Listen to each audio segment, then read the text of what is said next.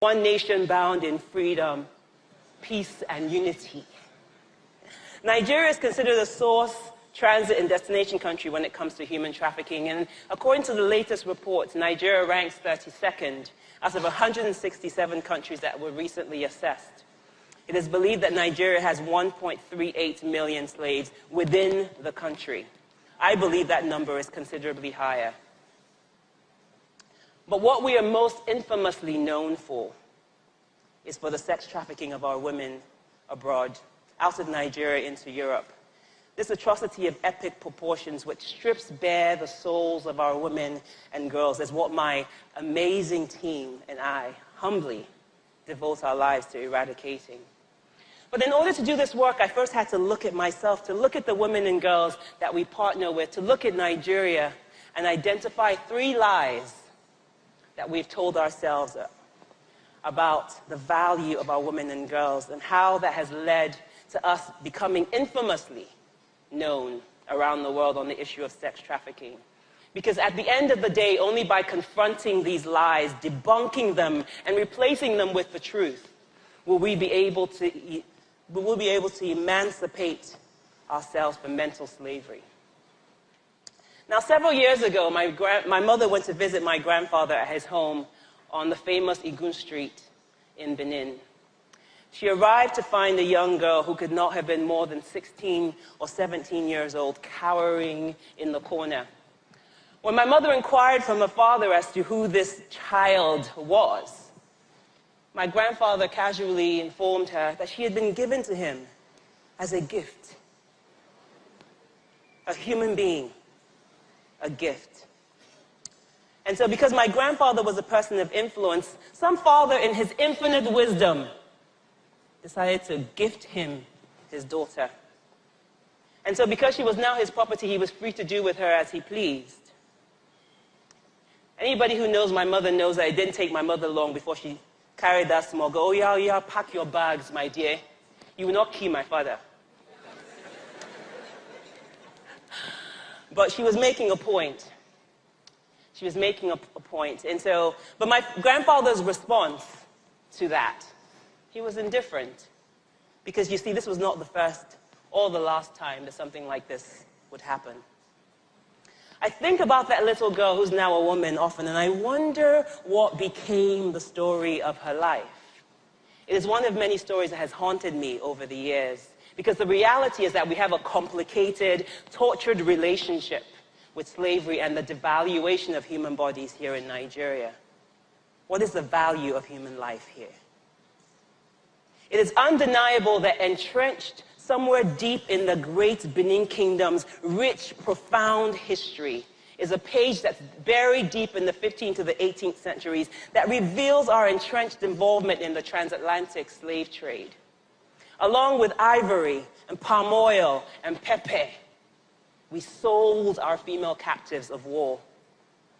As the demand from the West grew, we eventually embarked on the sale of our own women and then men, because you see, everything and everyone has a price.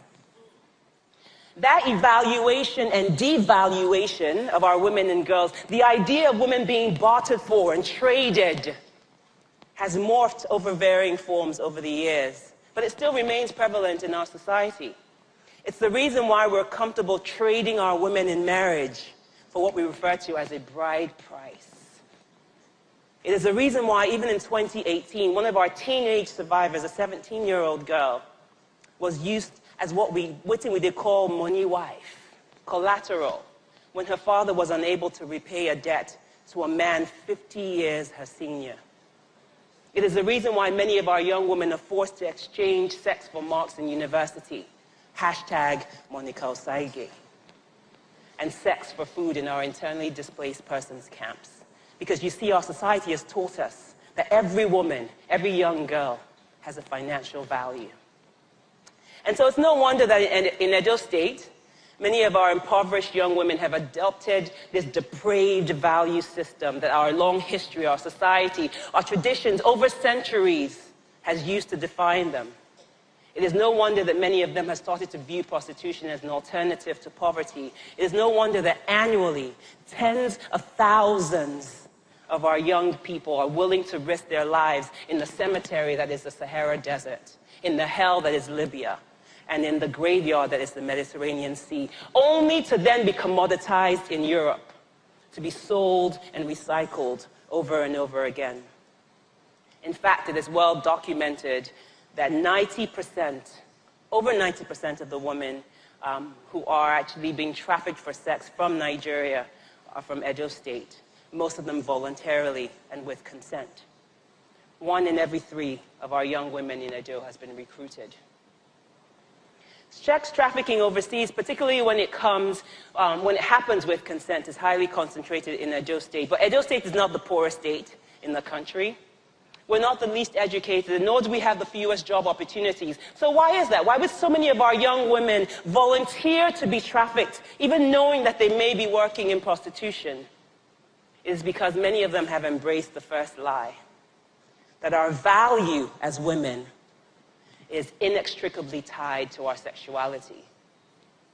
We have become enslaved to this lie that is deeply embedded in the culture in Edo State, and is literally eradicating a significant portion of a generation of young women between the ages of 15 to 24 in our country. But what if we were to start to speak the truth, the whole truth and nothing but the truth? What if we change the narrative, engage in a mindset reset, a paradigm shift, and instead of being a society that values wealth and class and material things, choose to value our women and girls simply because they are worthy of value? Because you see, only when we can take the price tag off of our girls and convince them and convince their impoverished mothers, many of whom are the primary negotiators of the contracts with the traffickers, will we then be able to convince them that their lives are actually more valuable here in Nigeria than in broken pieces in Italy? You know, I'm fortunate enough that my work with Pathfinders allows me to sound the alarm on the issue of modern-day slavery all around the world. Last May, I boarded a flight from London to Lagos, and I happened to be sitting next to a white English businessman who struck up a casual conversation. "And where in Nigeria are you from, young lady?" "Edo State," I said proudly. But the pointedness of his very next question alarmed me. "And what exactly is your country doing about your sex trafficking problem?" So fast forward a year to this past May, I was in Italy to speak about our prevention and rehabilitation efforts. And after a busy day, I casually strolled through an open-air market looking for a gift for my mother. On numerous occasions, and many women who are here, you guys know what it's like when you're walking through a market. I was stopped and prodded and jabbed by merchants hawking their wares. And again, I was casually asked the same question. "Ciao, Bella, where are you from?" When I finally decided to respond, I actually said rather angrily, "I'm from Nigeria." "Where in Nigeria?" "Edo State." Immediately canvassing my body up and down, the guy leaned in. "You here for job?"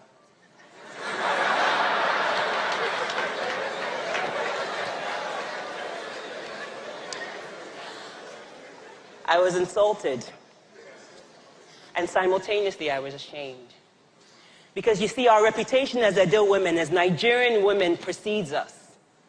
And to have other people tell it, the problem of sex trafficking in Nigeria is one that is insurmountable. In Edo State, sex trafficking is such a part of our functioning economy that our local Western Union is one of the busiest in the world. In fact, one researcher found that 80% of the homes in Edo State are somehow affiliated with trafficking. 80%. That means a large percentage of our young women have grown up defining success by the minute percentage of women who have traveled abroad, paid off their debt to their trafficker, are now madames of their own and therefore able to send remittances to support their families back in Nigeria. In fact, for our working poor, Italy has become synonymous with lifting one's family out of abject poverty. And so as a result, we too have bought into the second lie, that eradicating trafficking in Nigeria, particularly in Edo State, is an insurmountable feat. Beniges, na so dem be.